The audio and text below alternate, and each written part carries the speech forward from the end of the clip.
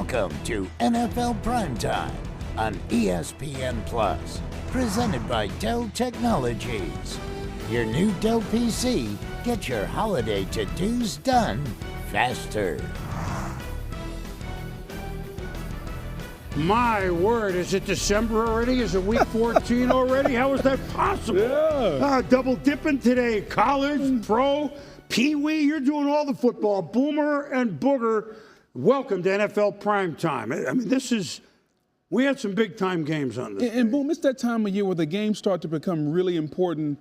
They become a lot more exciting. Well, we don't do the seeding quite yet like college does, which you're involved with today. Yeah. Brown didn't make it? No.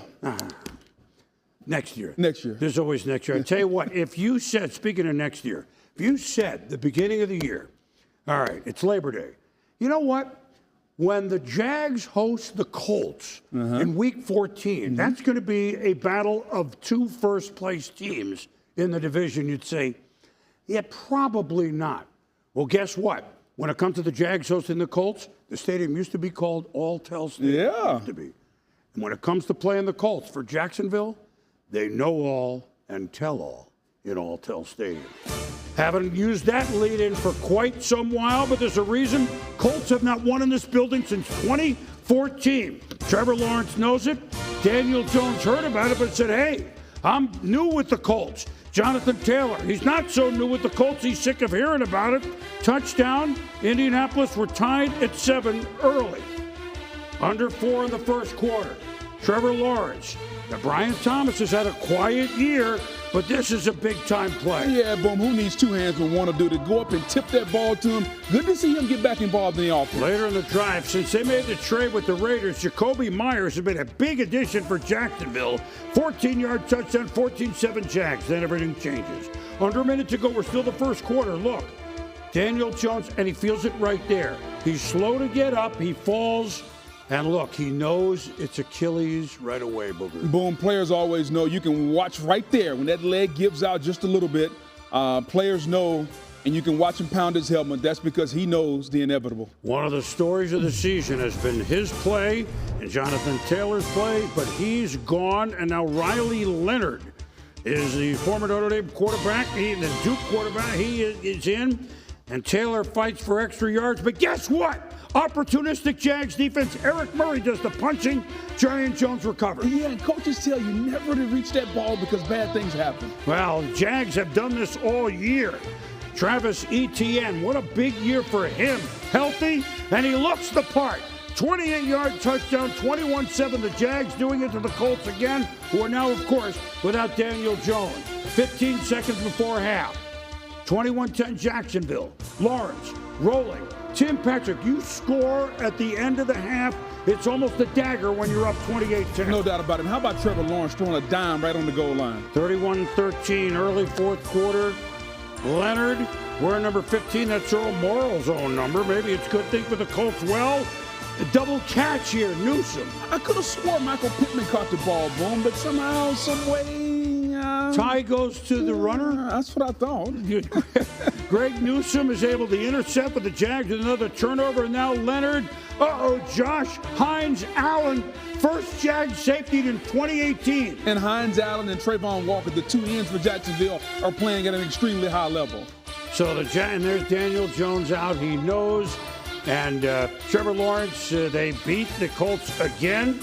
And emphatically, but we saw whatever changed. 36-19, the Colts win this one, and so they are the team. The Jags win this one. They are the ones who won 4 in a row.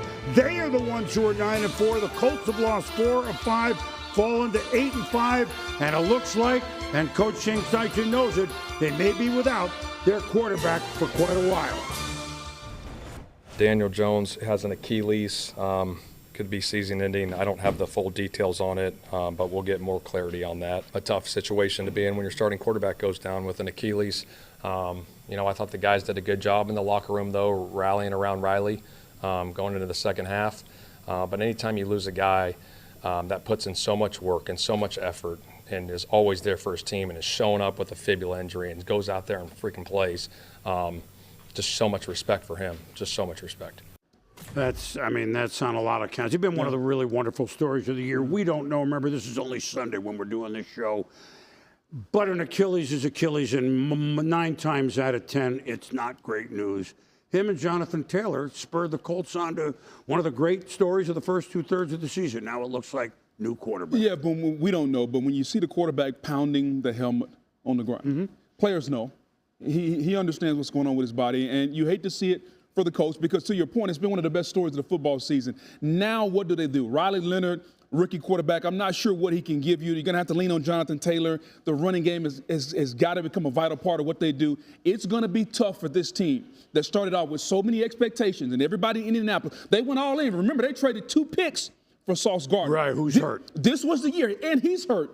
And so now the future of this team becomes a little bit muddled. But this season, they're going to have to rally around Jonathan Taylor and try to help Riley Leonard out. Well, and Richardson is still hurt, a different injury, so we don't know where that's going to be. So it looks like Riley Leonard is it. And the Colts, who have had a great start, they finish with the following. At Seattle will be no picnic. Home to San Francisco will be no picnic. Home to the Jags. They have to win that.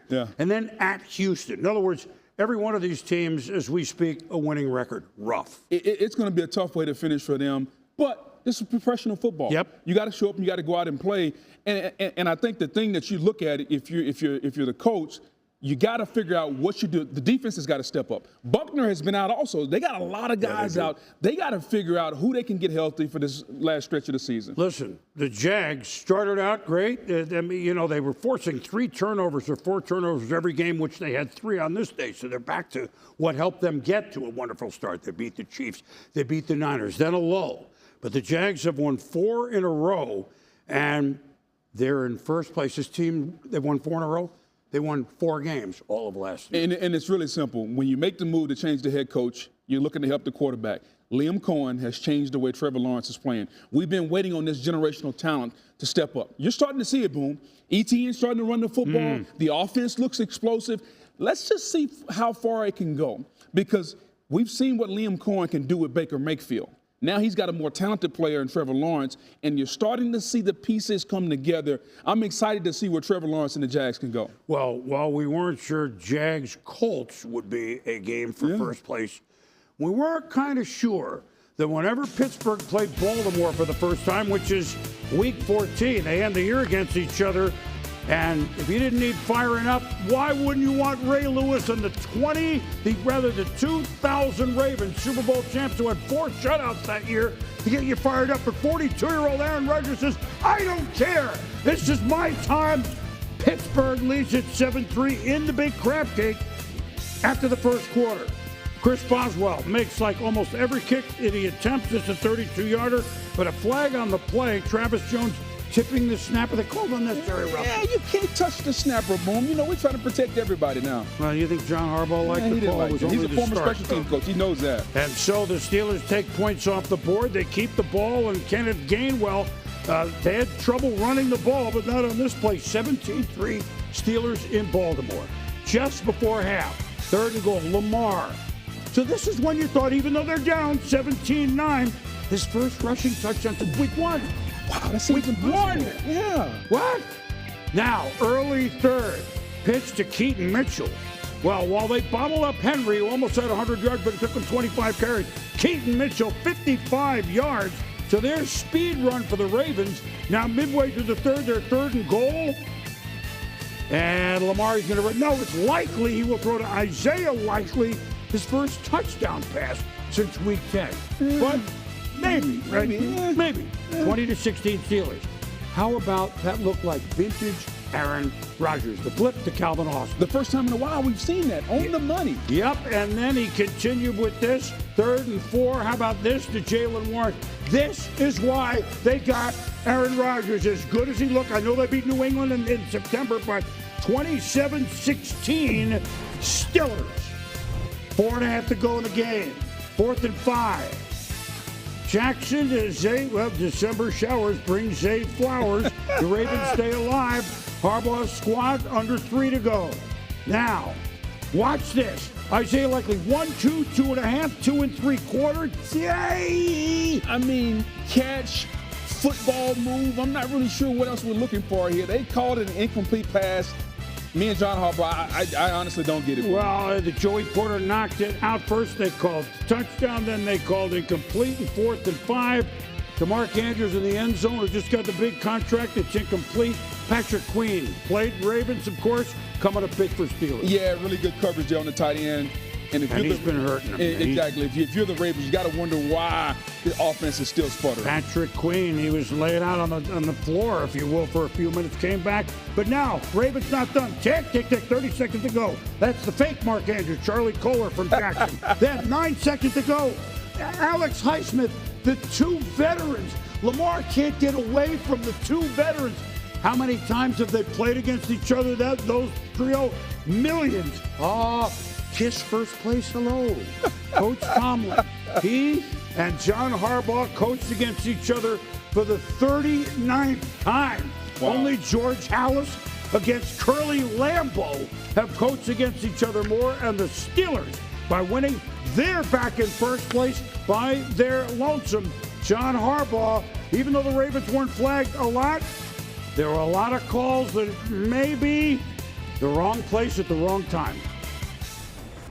I tell them basically we don't make any excuses. We don't point any fingers. That's not what we do here. We never have.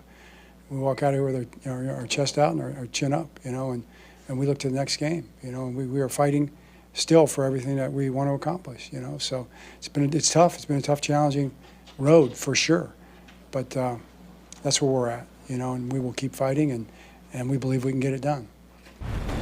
We knew what was on the line today. And that's why you go do business with a guy like Aaron. For thick days like today, he's been there, done that guy. But beyond the experience component of it, he relishes it. You can just tell. And that's the benefit of having a guy like AR. While the Ravens last time they were on the field lost to Cincinnati, Joe Burrow back. Can he pull magic again in snowy Buffalo? The weather outside was frightful, but Burrow and T. Higgins were delightful. 21 yards, 14-3, Cincinnati in Buffalo. Yeah, in the snow. In Buffalo.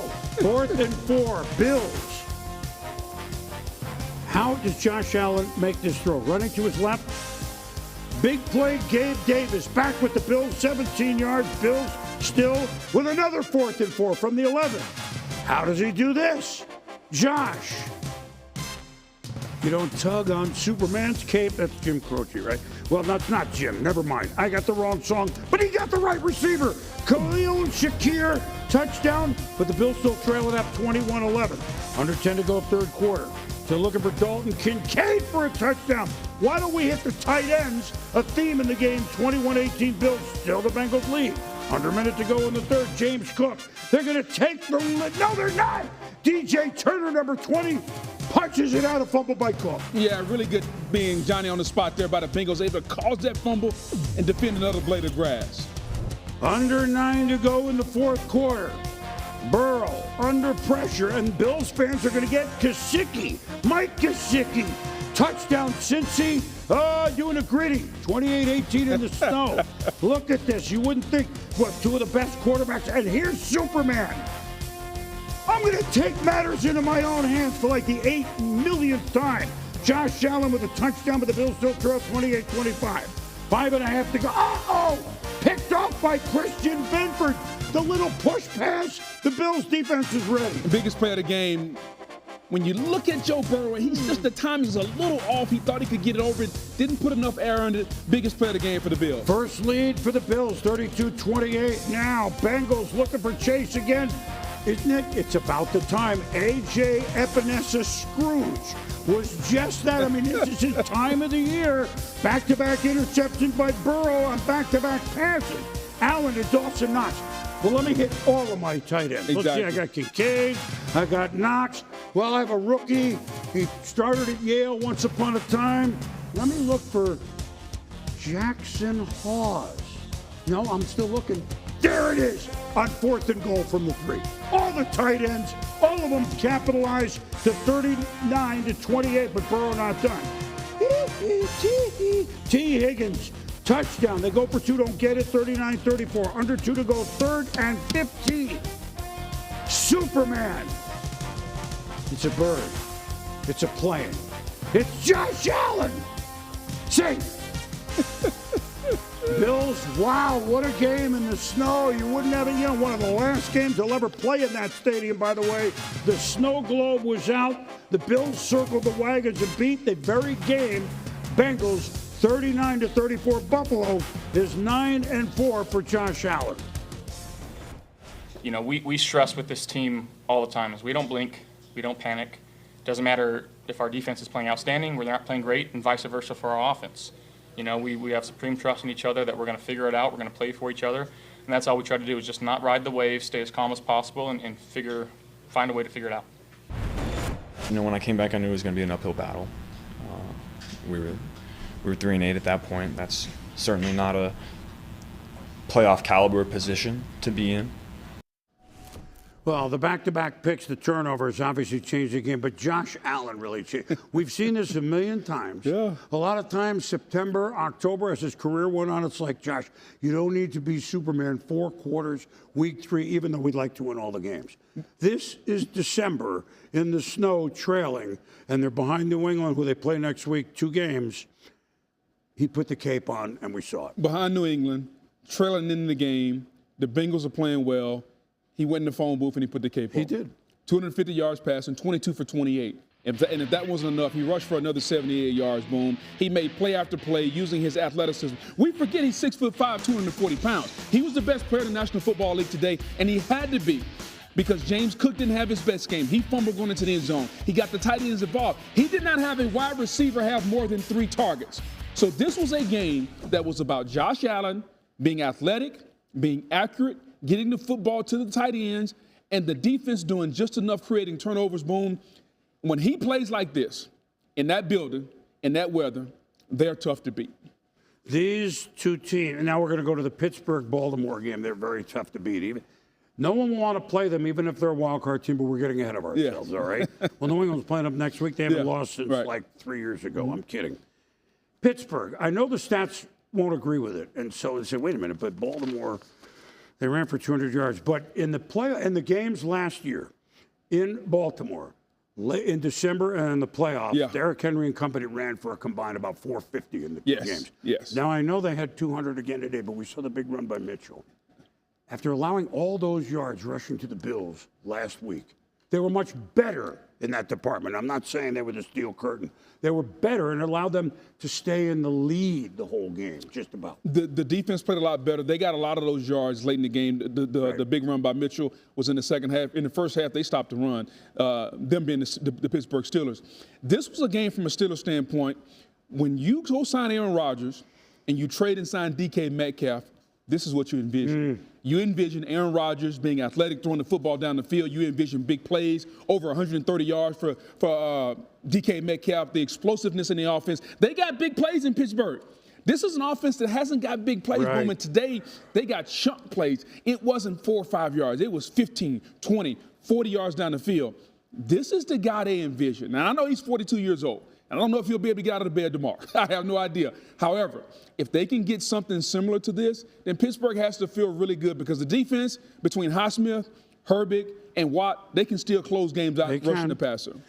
Metcalf, I think, had more yards. We didn't see him really here, but his number of 148, I think, was as much as he's had in the last 5 games combined. Wow. Something to that effect. Wow.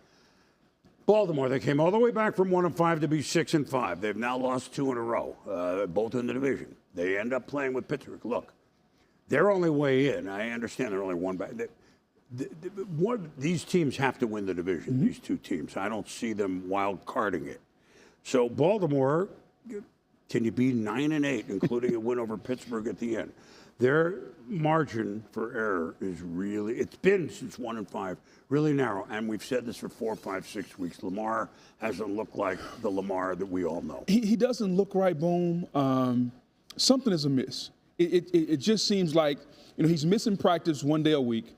We continue to talk about that.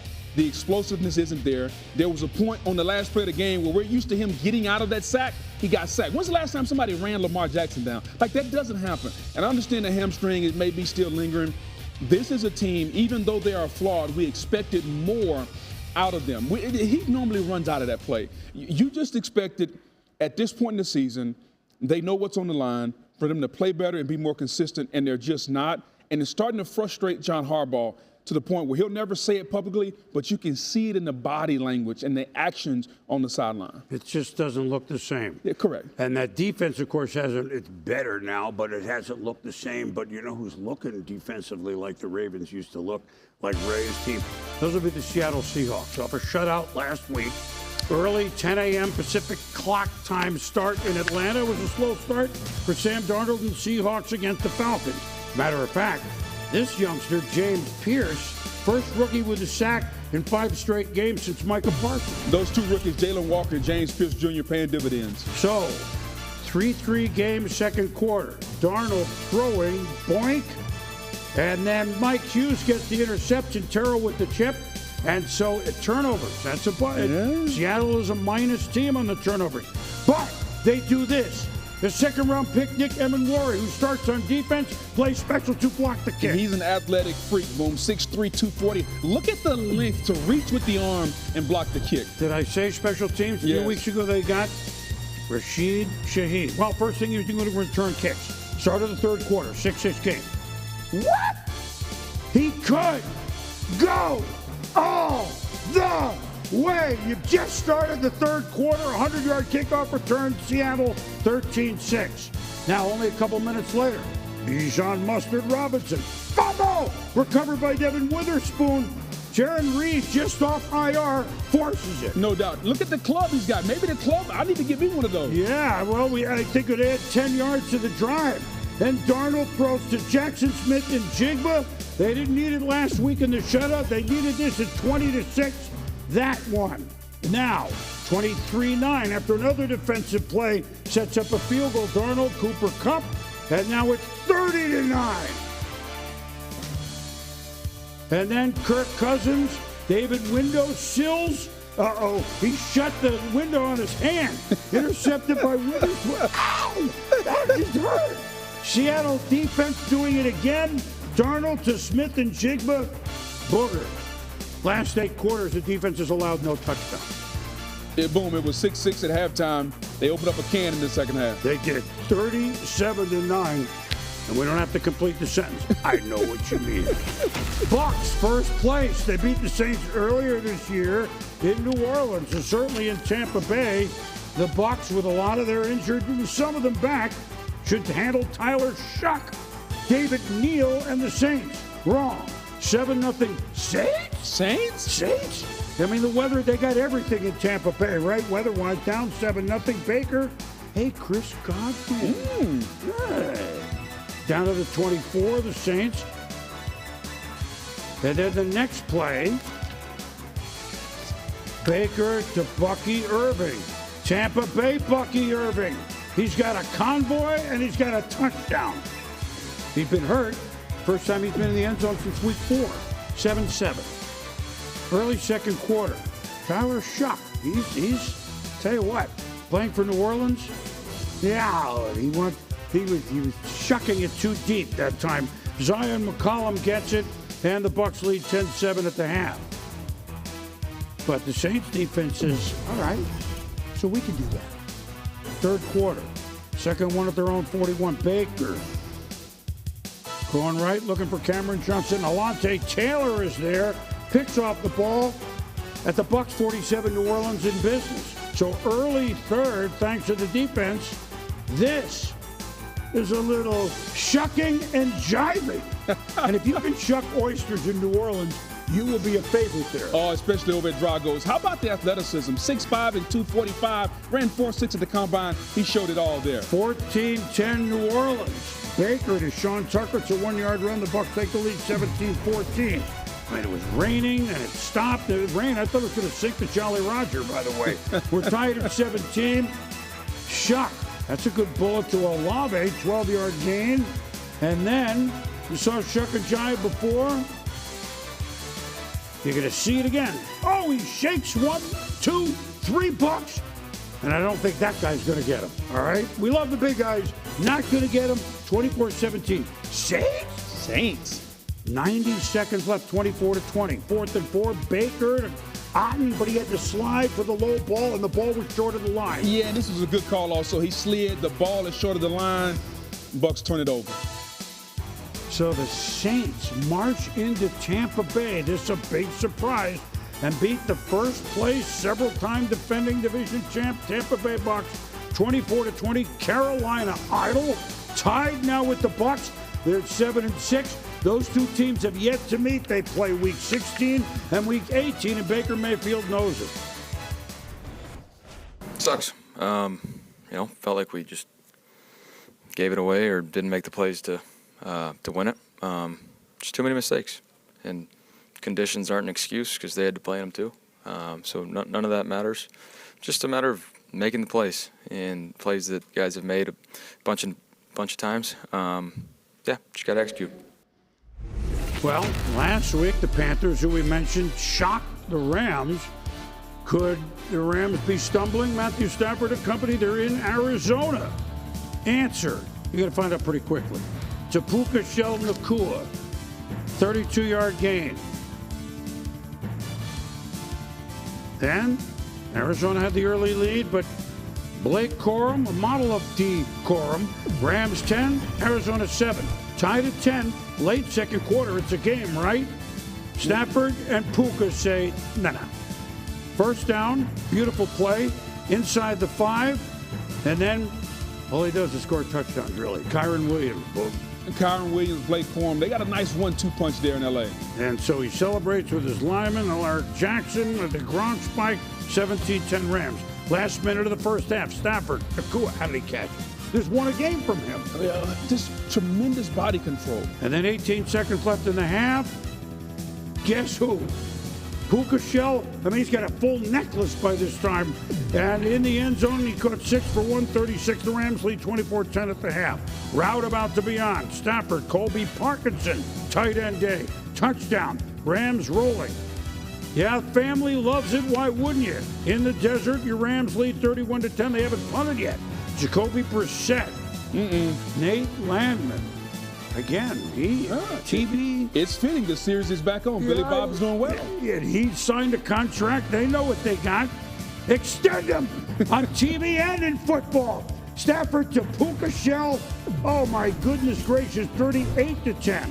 And then, fourth quarter, why not Corum? We're going to run this. Well, no, I don't think they're going to get him. Corum, 48 yards. Rams, 45. Arizona, 17. Stafford, a one-game hiccup, thing of the past. 281 yards throwing, 3 touchdowns. We gave you Puka's numbers. Corum, 128 yards running and rushing. So the Rams, 45-17. Like we said last week, it's a bump in the road. That road, correct. They got the pavers out there very, very quickly. Rams, next 2 games. Home Detroit. Thursday at Seattle. Yeah. Very interesting, but they back looking like, in this game, a team that 2 weeks ago was now they're the favorite for the Super Bowl. Without a doubt. They look today like they, to your point, the best team in football. When they can run the football with the two-headed monster of Kyren Williams and Blake Corum, you got Puka Shell, you got Devontae Adams, you got Matthew Stafford, who right now, as we get down to the last month of the season, he's the MVP right now. It's between he and Drake May. And that defense, the way they play, if they do this consistently, boom, they're tough to beat because they can beat you in a number of ways. You want to have a passing game, they got receivers that can do it. You want to run the football, turn this into a slugfest, they can do that also. You want to make it a defensive game, hello, Jared Verse, Braden Fields, we can do that all. They have so many different ways they can beat you. Healthy, consistently, and make sure Stafford is there, they are going to be a tough out. I thought he had a bad back. We haven't heard that or seen that. Since August. Wonderful to watch him. Exactly. Wonderful to watch him. It was wonderful to watch Baker Mayfield and the Bucs early because they played everybody. Yeah. I mean, they by the way, they went into Seattle and won. I mean, they played everybody. And yet they were winning games, and they had a depleted roster. Yeah. Now it's an easier schedule, but it's not so easy. What do you see? I see a team that the injuries are starting to catch up a little bit. Mike Evans hadn't played in a while. Godwin has been in and out of lineup. Today they missed their left tackle, Tristan Wirfs, and you got a lot of pressure on Baker Mayfield from that front four of Cameron Jordan and Chase Young. And so the injuries are starting to play a role. Baker didn't play well, and then you start to hear some of the things that come out of there. Hey, guys, like everybody's got to be accountable. Everybody's got to make sure we do their job. When I start hearing those things boom, that's not a good sign. That means there's a little something going on. They need to get solved. They need to come together as a team. They're the most talented team in the NFC South. Yes. But right now, they're neck and neck with Carolina, and they got 2 games left for Carolina. I never would have thought that this division would come down to Carolina and the Bucs, and right now Carolina's playing better. Yes. And that's something we didn't think we were going to say this season. Bucs have a short turnaround playing Atlanta on Thursday night. At They home, can get it going. must win. They should, but they should Should've have won today. Yeah. Tied with Carolina. Here's another thing you wouldn't have had come Labor Day. Now, Broncos, Raiders. They played, what was it, a Thursday night game? It was a snooze fest, wasn't it? But I mean, the Broncos won. They win almost every game. Bo Nix and the Broncos, they give it to R.J. Harvey. That's 15 yards of run. And then 3rd and goal from the 8. Nix, nice mixing left and right. Nice. That's what happens when you don't want to get hit. Yeah, well, they can't hit you. And Geno, it's been a rough go for Geno, for Pete Carroll, his coach in Seattle. The Raiders, this one didn't looking great. That one did, though, to Trey Tucker. And then Brock Bowers, he's open. Wait a minute, Raiders? We're tied at 7. This is a Denver Bronco team that haven't lost for a long time. And Geno, pressured by John Franklin Myers. We know the Broncos, they could set a team sack record. But without a doubt, that front 4 continues to get after the quarterback. Benito, Cooper, all those guys get to the passer. And then the punt to Marvin Mims Jr. And it looked like they had him wrapped up. Hey! Touchdown. Mims is the word. Broncos lead 14-7 at the half. 3rd quarter. Harvey. 21-7 Denver. 7 seconds left in the 3rd quarter. Geno looking for Bowers. Got time for a moment. Got time. Oh, no, he doesn't have time. Shake it up on the play with a right shoulder injury. And so now we start the 4th. He wouldn't return. Kenny Wilson Pickett. They wanted to wait till the midnight hour till he came in. And then he rolls right. And Pat Surtain is back. This really good defense, he's been back. Defensive player of the year back. Yep, Raiders failed to score. Pickett to Shedrick Jackson. Wait a minute. Hey, Wilson can still pick it.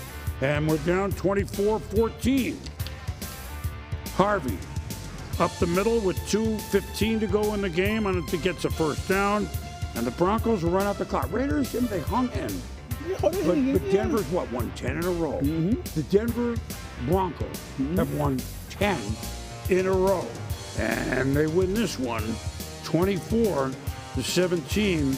The Broncos host the Packers next week. Speaking of which, Bears-Packers for the 111th time, but the first time between Ben Johnson, his head coach, and Matt LaFleur. Jordan Love. Oh, when he looks like this, his love at first sight. Oh, it's pretty. It's pretty. Christian Watson. 7-0 Pack at Lambeau. 45 seconds left in the half. It's a 7-3 game. Love. Yeah, when he looks like this, it's more love. Bo Melton. Melton the Snow. 14-3 Pack. Go, Pack, go. But Caleb Williams, the Bears, after an 0-2 start, are going 9-1. He's going to be sacked. No, he's not. Cole won first week commit. That was great. Just a tremendous pass. Going to the right to lob it over. Great touch. 26 yards. And now, Williams rolling right to Olamide Zaccheaus. 1-yard touchdown. Bears cut it to 14-11. Hey, I like that. Bears cut it to 14-11. They go for 2. Boom. But how about that catch right there? Unreal catch. Mike Ditka saying hello. Ditka. Oh, the Bears. Now Love, Watson, slant. He can motor. 41 yards at 21-14 Packers. Under 10 to go in the 4th. Good game as we knew it would be. Caleb, screen to Luther Burden the 3rd. The good-looking screen. First down, Micah Parsons just really, we knew it was coming. But they didn't stop it. 3rd and goal from the 1. Caleb, play action. Colston Loveland. A lot of love in the air. Loveland. Packers, Bears. Not a lot of love between the two fan bases, right? And Bears fans, oh, they're hurt now. 21 all at Lambeau, but Josh Jacobs takes a pitch. 21 yards. Pack now down 3rd and goal from the 2. Wouldn't you give it to him again? Without a doubt. Well, the Pack attack. Jacobs in, 28-21. Yeah! Next Bears drive. Caleb under pressure to Devin Duvernay. Where are you? I look for you. I have you right here. 24 yards. Drive continues. 26 seconds. Tick, tick, tick. 4th and 1. Do they go for the first down? No! They're going to go for the downs. Oh, but Keyshawn Nixon's the one. Makes it perfectly clear that they would make an interception. Yeah, what a gutsy call there by Ben Johnson. Could have went for the first down. Instead, Caleb goes for the touchdown, but he underthrew the ball, and that's how they lose. Look, they went for it. This is what they've done. They've pulled out so many. I mean, that was going for a tie. Who knows? They might have gone for 2. We'll never know. So the Packers, remember they had that tie early in the year with Dallas. So they're 9-3-1, winning 28-21. And the Bears, a rare loss for them after their 0-2 start. They fall to 9-4. So this game gave us what we thought. And, and the Lions are in the mix, too, obviously, after their win against Dallas. So when Jordan Love looks like that, I mean, there was a pick, there was a ball pick. It was like, what?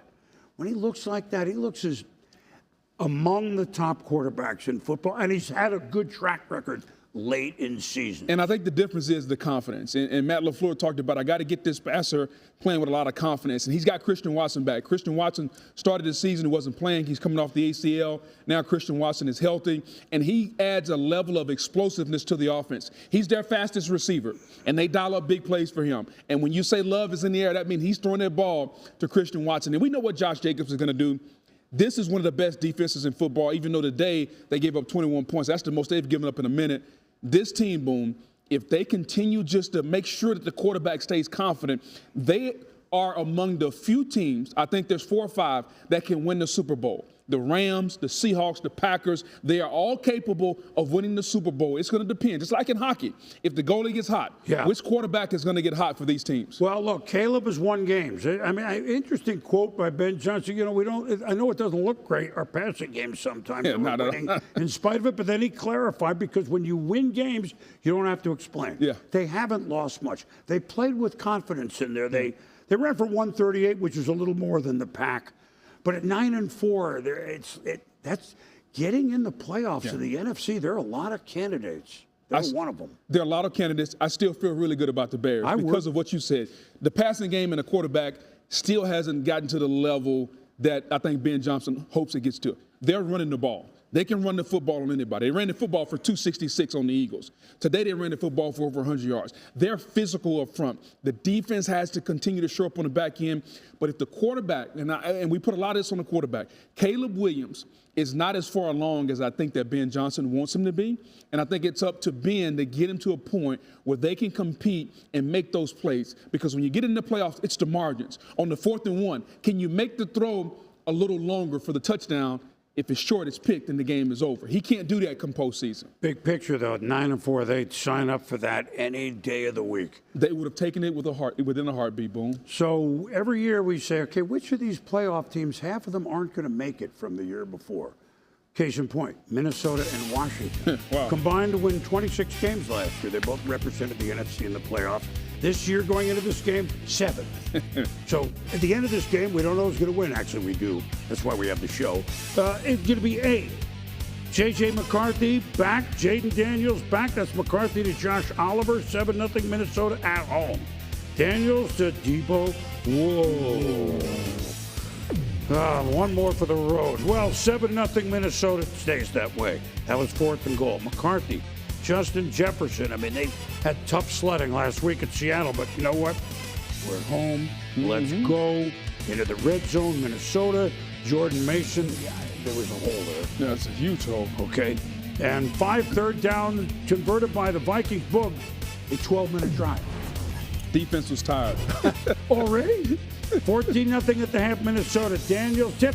Oh, waking up from his nap is Andrew Rip Van Ginkel. Jaden took a big hit on the play. Yeah, he took a big hit, and he fell on that left elbow, Booms. I don't know whether he was scared because he's just coming back off the elbow dislocation. He was down, and we wouldn't see him again. Vikings kick field goal, 17-0. Now, McCarthy, Oliver, he's in the end zone, 24-0. The Washington defense has let them down this year. A Even lot. though that's Dan Quinn. They played so hard last week against Denver, that might be it. McCarthy, T.J. Hawkinson. What was that? Like tackling? There were 3 there, and none of them tackled. That's what I mean. 4th and goal and in standing up. Vikings win 31-0. So, Bill, give Minnesota credit. Shutout last week, pitched a shutout today.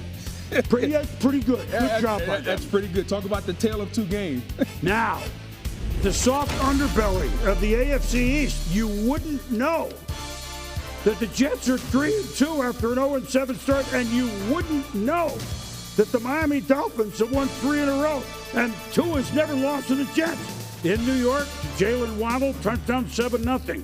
Devon Achane, 1,000-yard season for him. He's been outstanding, but, shrouded by Miami's awful start. 13-yard touchdown. Tyrod Taylor starting. Don't like those uniforms, by the way. I was just going to ask how we feel about they're kind of like camouflage. Maybe trying to camouflage the season. I don't know. Terrell Dodson pick. Jalen Wright, he's in the end zone. 21-0 Dolphin. Now, the Jets can play special teams. Always. Right? They won last week. Nick Folk and special teams. Isaiah Williams around the left side. He's camouflaged. The Dolphins can't find him. 78 yards, 21-7. J-E-T-A-J. 21-7. But Tyrod hurt. Brady Cook, rookie. Is he Missouri? Well, it doesn't matter. He's picked off by Rasul Douglas. Yeah. He doesn't care where it went. It doesn't matter. 24-7, Aaron Glenn. What? Tua. 8 minutes left in the game.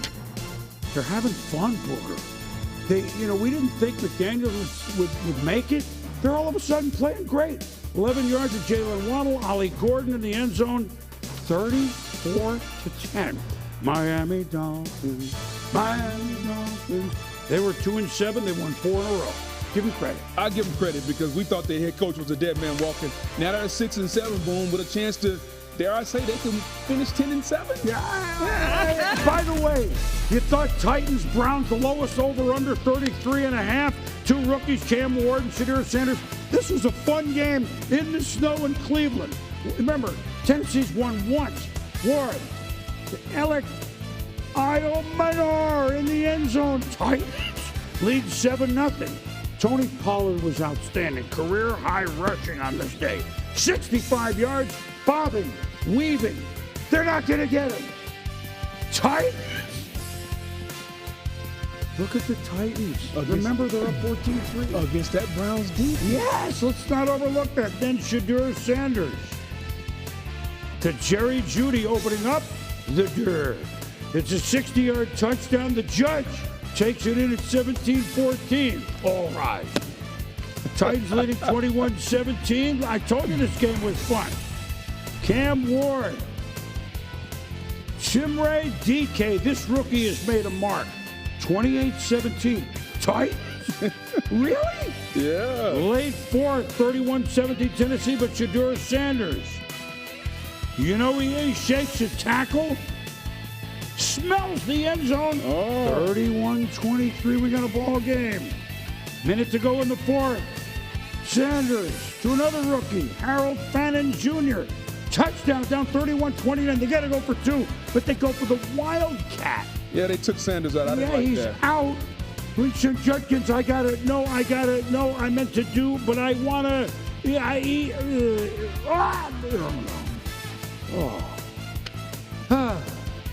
Titans, can they recover it?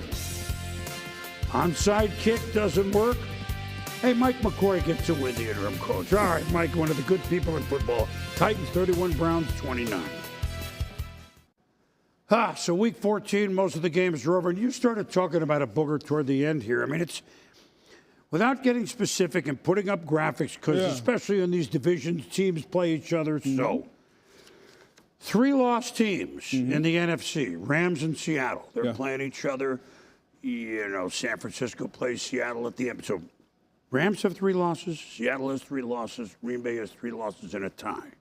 Chicago has 4 losses. San Francisco has 4 losses. Philly, they haven't played yet. Monday night, 4 losses. Detroit, who we think is very good, 5 losses. The winner of the Tampa, Carolina, that's 1 spot gone in the playoffs. Point is, these are pretty good teams. I could make a case for just about all of the original ones that I just said to come out of the NFC, especially if they get a good path. I mean, you mentioned a few. I wouldn't rule Philly out. Yeah. I mean, what did we learn today that Well, I wouldn't necessarily rule Philly out, but I think there's enough turmoil in some of those places that lead me to say, okay, I'm going to pump the brakes. Tampa, pump the brakes on the Eagles a little bit. I threw out Seattle, the Rams, and the Packers. All 3 of those teams can beat you up in a number of ways. All 3 of their defenses are stout. They can rush the passer up front. They can run the football. Their quarterback has been pretty consistently above average all season long, and I like the head coaches in all 3 of those places. And so when you start looking at the tournament and you start to figure out who's going to win the tournament, the way I do it is I find teams, how many ways can Team X beat you? Because we know that in the postseason, whatever your fastball is probably going to be taken away. Can you go to the changeup? What does the cutter look like? And then you better have a closer. You better have somebody that when you got a lead and there's 4 minutes left in the game, they can go close you out. You look at that, Seattle, that front 4, the Rams, the Packers. Those teams have all the things that you need to be able to win the game in a multitude of ways, and then they can close you out. That's why those teams are kind of top of my list, Boone. Well, and another way to put it is what they have portable. Now, those teams may be the top few seeds. Well, not Rams and Seattle, but you know what I mean. So how many road games? And, bad weather, this. Can you play no matter what? Yes. And if you have defense like that, and the Rams have proven, even though they lost in Philly last year, it's a close playoff game. I mean, they've proven it. Seattle can take what they're showing me anywhere. And Green Bay can too. Can the other ones, the Chicagos, Detroit, we know they can score 40. Can they stop you from scoring 40? Can they stop anybody? That defense, the defense in Detroit continues to get, now Branch is hurt. That's a tough Arnold is out for the season. When you start to look at that, like, it always seems to be something. Can Hutch get somebody opposite him to rush the passer? The offense has been rolling ever since Dan Campbell took over calling plays, but at some point, defensively, you got to stop somebody. You can't score 45. Offense is not going to be perfect. I went through that in Indianapolis with Peyton Manning. Even though our offense was great, we won a Super Bowl because we were able to stop Larry Johnson, Jamal Lewis, and Tom Brady. That's how we won the Super Bowl. Our defense carried us to those games. So when you win championships, your defense has to be the catalyst. And I just don't know if those teams like the Lions and the Eagles have been consistent enough defensively. And the Bears have relied, although the quicker you say, you can't count on turnovers. Well, for 14 weeks, they pretty much have gotten them, right? They've gotten all had of a them. pick early in this game. I mean, they let it usually, that kind of stuff, funny, doesn't even out off until the next year. Right. Then, boy, does it even out. So that, and then in the AFC, obviously, New England hasn't lost. You know what? Looking back at the season, of course, they opened week 1. Nobody knew anything. They lost to the Raiders at home. That seems impossible. They turned the football over a lot, too. Well, no, and the Pittsburgh. But they haven't lost since September. They're playing the Bills. Even if the Bills come into New England and beat them, remember, everybody knows watching this show that New England went into Buffalo and won. They're still one up on them, and they don't have I mean, they'll probably win the division. I mean, you would think the way it's set up. Buffalo's coming. They're going to get in. They are. They're going to get in, and they have Superman. But the teams that we don't know, they're very good. Houston with their defense. They're playing the Chiefs as we speak, so again, we're jumping the shark a little bit. The winner of that game can get in and will be formidable. Of course, if the Chiefs win, it's Mahomes, it's Andy Reid, etc. But there's going to be Buffalo's a team that if they're a wild card, I think no one will want to see them, at least because of Josh Allen. But defensively, is that portable enough? They won't be playing at that stadium that's closing down. New England, will be playing. New at England home, will probably. be, and to your point, New England, just based on math, they're 11-2, and so 11-2. That's 13. They got 4 left. If they just split those, that puts them at 13-4. They'll probably still have the bye. That means you're going to get the first week off. That means the next week you have a home game, and you're going to, being the number 1 seed, you're going to get the lowest seed left coming to your place. Win that one, and you play for the AFC Championship. So it's set up well for them because of their regular season. Mike Vrabel is worth 1 game. Oh, absolutely. Drake May is on the short list with Matthew Stafford for the MVP. Defensively, they're top 5 stopping the run. They got a shutdown corner in Christian Gonzalez. They have weapons on that side of the defense. The quarterback, he's young, but as I said, he's in the MVP conversation. I think they will be a team, and to your point, Buffalo has the best player in the sport right now. And anytime you have Michael Jordan, and I'm not saying he's that, but he is that to our sport right now, you have a chance. Because we saw what Josh Allen did today. 270 passing, another 77 rushing.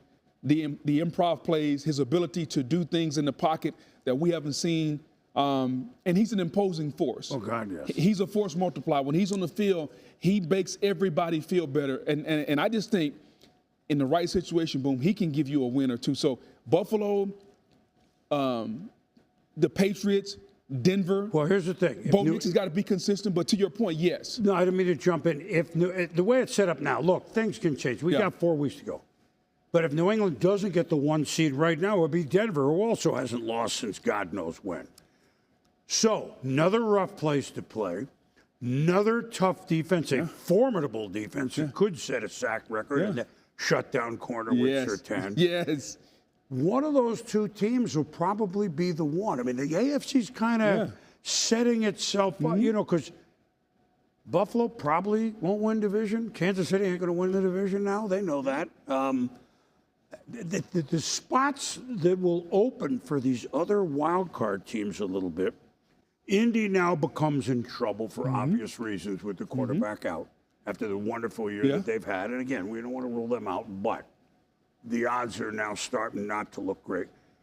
Is the Chargers an opening spot? Again, they can go and beat Monsters Inc. game. They can go and beat Philly, and we're not. So why are you talking about them? Like, there's a couple of slots.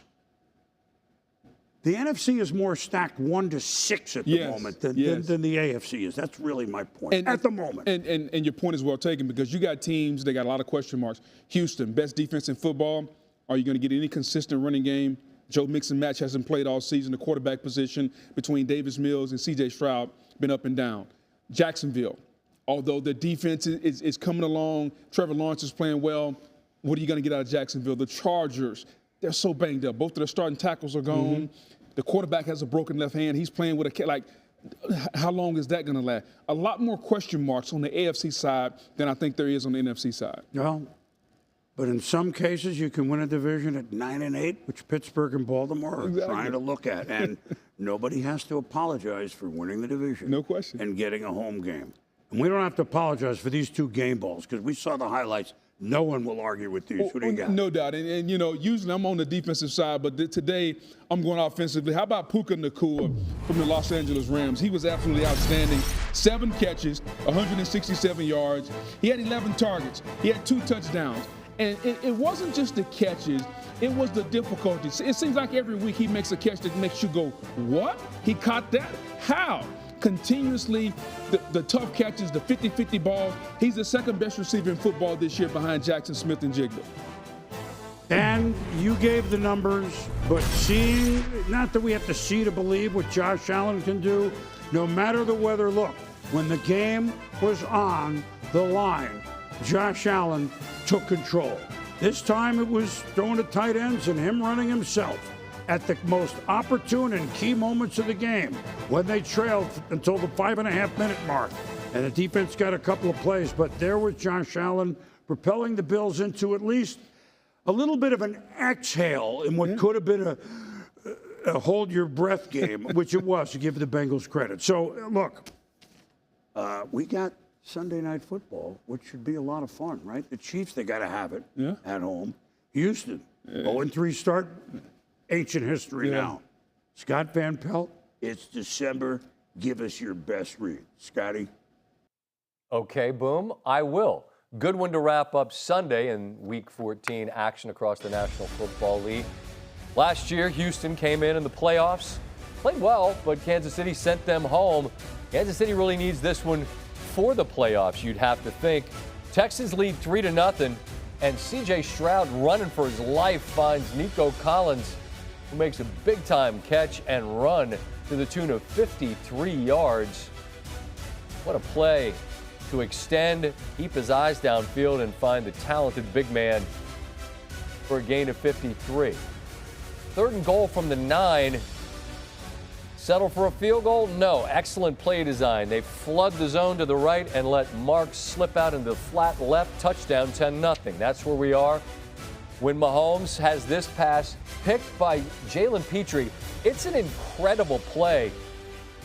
It starts with the deflection, then the ability to spot the ball, and then circle back to catch it. First time the Chiefs are held scoreless in the first half of a home game in the regular season with Pat Mahomes as their quarterback. Now, Mahomes scrambling, looking deep. Hollywood Brown on the receiving end. Then 4th and 1, Chiefs decide to go for it. Kareem Hunt hit in the backfield. It's actually Danielle Hunter that hits him back there, but Hunt powers through, and it's a 10-7 game. Houston Texans offense really bogged down. Now it's a 10-10 game. And on 3rd and 6, Mahomes looks deep. Kamari Lassiter with the pick. Mahomes had 10 consecutive passes either incomplete or picked and threw for 42% completions. That's significant. This is far more important. It's a 4th and 1, 4th quarter, 10-10 stop from the Texans. Kind of a baffling decision, although not really. Andy Reid said, I went for it because I thought I could get it. And then it's Stroud, who keeps his play alive on 3rd down and finds Jaden Higgins, the rookie out of Iowa State. The drive continues. 1st and goal from the 5. Dare Ogunbowale is in. 17-10, the Texans cash in that 4th down gamble that comes up short. Chiefs go for it again on 4th down, this time 4th and 4, and this is a catch Rashee Rice has got to have, but he drops it. So once again, the Texans defense gets them the ball back. And then with 3:40 to go in the game, Mahomes looking for Travis Kelce. It's on his fingertips, but he bobbles, and Azeez Al-Shaair makes the pick. The 3rd time Mahomes is picked in the game. And the look on Kelce's face says it all. This Kansas City team is now 6-7. They've got the Chargers coming in who beat them to start the season, and they got to start winning or they're done. Their run of AFC West titles will end at 9 in a row. Meanwhile, this red-hot Texans team, led by their defense once again, heads home to take on the 3-10 Cardinals. The Texans suddenly looking very much like a team nobody would want any part of should they make the playoffs. All right, fellas, thanks to everybody. And Week 14 in the books, partner. You got college seedings. Yeah. We got starting to, well, we think we know. And usually when we think we know, that means we really don't. We know nothing. At all. It ain't over till it's over, as a wise philosopher named Yogi Berra once said. Hope you enjoyed this edition of NFL Primetime. For Booger, I'm Boomer. The clock ticking, shopping. Yeah. You know, Thanksgiving late. It makes you hurry up and save a timeout. Thanks for watching NFL Primetime. See you next week.